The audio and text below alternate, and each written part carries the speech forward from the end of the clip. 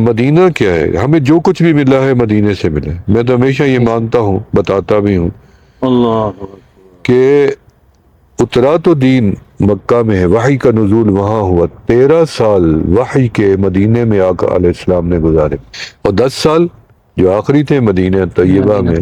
اس 10 سال کے اندر مدینے میں کیا ملا؟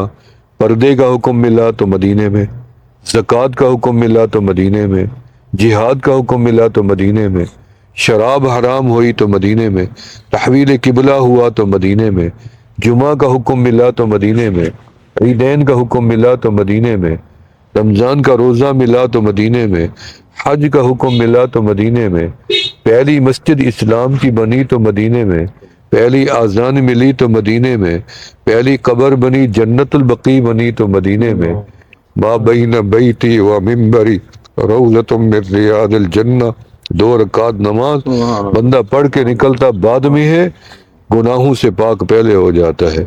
جو بندہ یہ چاہے کہ میں وہاں سجدہ دوں، میں نے ابھی مغرب کی نماز پڑھی تو میرے دل میں آیا کہ میں وہاں سجدہ دے رہا ہوں جہاں آمنہ کے لال نے سجدہ دیا ہے، ابو بکر عمر عثمان و علی صحابہ نے سجدے دیے ہیں۔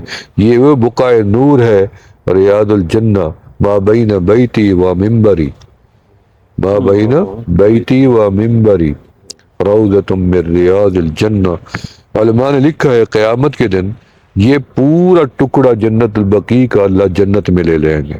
یہ منبری علی الحوض، یہ میرا منبر بھی حوض پہ چلا جائے گا، لہذا یہ ٹکڑا جنت کا ہے۔ مجھے پتہ چلا تھا، میں پچھلی دفعہ بلال بھائی ساتھ تھے، اکثر میں پاکستان میں سنا، جب ہم باب فاس سے اندر گئے تو باہر آندھی آئی، جب باہر آندھی آئی تو مجھے بتایا آندھی آ گئی، میں فوراً باہر نکل گیا، تو میں نے آندھی کی طرف منہ کر لیا اور مٹی کو اپنے چہرے پہ اور سینے پہ لگایا، اور مجھے اپنی ماں عائشہ صدیقہ رضی اللہ عنہا کا فرمان یاد آیا کہ ایک دن مدینے میں آندھی آئی تو آقا نے دروازہ کھولا، آپ باہر تشریف لے گئے، میں نے آواز دی اندر آئے، دروازہ بند کریں، اندھیری ہے، مٹی ہے، دھول ہے، تو آپ نے فرمایا عائشہ تجھے پتہ نہیں ہے، غبار المدینہ شفاء، مدینے کی گرد و غبار میں رب نے شفا رکھی ہے۔ میں نے سنت کو پورا کرنے کے لیے غبار مدینہ کو سینے پہ بھی لگایا، مدینے کے تراب المدینہ شفاء، تو پھر میں نے دیکھا غبار میں شفا ہے، غذا میں شفا ہے، ہوا میں شفا ہے، مدینے کی فضا میں بھی شفا ہے۔ لہذا ہمارے اکابرین جب بھی آئے مدینے کا عزم الگ کر کے آئے، جب بھی آئے۔ میں نے اپنے اکابرین کا پڑھا ہے کہ وہ اتنی مرتبہ آئے، حج کے لیے نہیں ہے، صرف مدینے آئے، مدینے سے واپس، حج کے لیے الگ آئے، مدینے کے لیے الگ آئے، سالوں پیدل چلے لیکن مدینے کی زیارت الگ نیت کر کے آئے۔ لہذا مدینے کا ادب اور مدینے کا احترام جس کے دل میں ہوگا تو مدینے سے فیضیاب جہاں بھی بیٹھا ہوگا، مدینے کی نسبت کا نور اس کو وہاں بھی ملتا رہے گا۔ اس لیے یہ جو بقیع ہے، یہاں وادیاں بھی جنت کی ہیں۔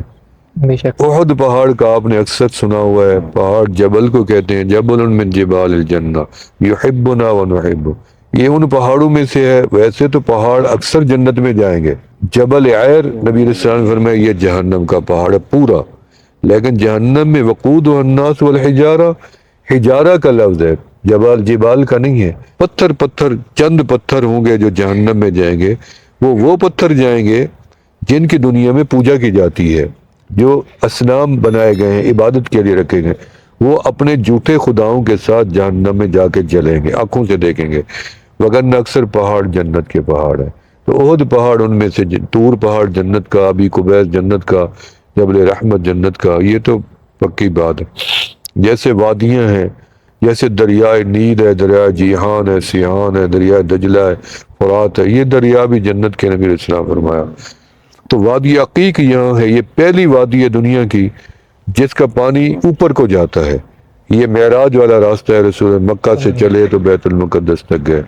یہ بھی جنت کی وادی یہاں ہے، جنت کی وادی بھی یہاں، جنت کا پہاڑ بھی یہاں، جنت البقیع بھی یہاں مدینے میں، اور ریاض الجنت بھی مدینے میں، سید الشہداء بھی مدینے میں، خاتون جنت بھی مدینے میں، سیدہ شباب اہل الجنہ بھی مدینے میں، خود جنت کے والی آمنہ کے لال بھی مدینے میں۔ تو یہ مدینہ بڑی نسبتوں والا شہر ہے، ہوتا تو کچھ بھی نہ مدینہ نہ ہوتا تو کچھ بھی نہ ہوتا۔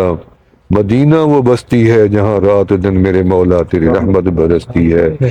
شاہ جی حضرت مولانا نفیس الحسن شاہ صاحب رحمۃ اللہ علیہ نے فرمایا، چھوڑنا تیرا طیبہ گوارا نہیں، پوری دنیا میں ایسا نظارہ نہیں، زمانے میں منظر ایسا پیارا نہیں، جیسا منظر مدینے میں موجود ہے۔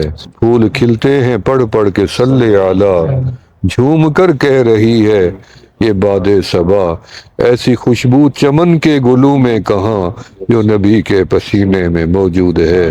میں کہتا ہوں اگر تمہارے پاس عقل فہم فراست ہو تو میرے آقا کے پسینے کی خوشبو آج بھی مدینے کی فضاؤں میں موجود ہے۔ اس لیے مدینے کا تعارف معمولی چیز نہیں ہے، یہ بیٹھے رہیں تو پوری رات بھی ختم ہو جائے گی، لیکن مدینے کی نسبت کی باتیں کبھی ختم نہیں ہو سکتی۔ اور شاک جہاں بھی رہیں ان کا دل ہمیشہ معلق مدینے کی طرف ہی رہتا ہے، کیونکہ مدینہ مرکز انوارات و تجلیات۔ میرے شیخ کی منزل جو تھی درویشیہ میں، اس کے اوپر ایک جملہ لکھا ہوا تھا، منزل اصحاب نقش بندیہ مظہر انوار محمدیہ۔ یہ ہمارے شیخ کے گھر کے اوپر لکھا ہوا تھا، اور اس کے پیچھے بھی ایک راز کی بات ہے، ابھی وقت نہیں ہے، میں وہ نہیں بتا سکتا آپ کو۔ بہرحال ہمیں اللہ نے مدینے کی نسبت دی ہے، ہم واپس بھی جاتے ہیں تو پھر دل معلق رہتا ہے، روتے جاتے ہیں روتے آتے ہیں، روتے جاتے ہیں روتے جاتے ہیں۔ مدینے 10 دن بھی رہیں 20 دن بھی رہیں، واپس جائیں تو لگتا ہے ہم خواب دیکھ کے آئے ہیں۔ اس لیے جو لوگ مدینے میں قیام پذیر ہیں، میں ان سے دست بستہ التجا کروں گا کہ مدینے میں کسی کے ساتھ زیادتی نہ کرنا۔ مدینے میں فراڈ، دھوکہ، جھوٹ سب عیب ہیں۔ یہ باتیں نہ یہاں عادت بنے گی تو باہر بھی جا کے کام آئے گی۔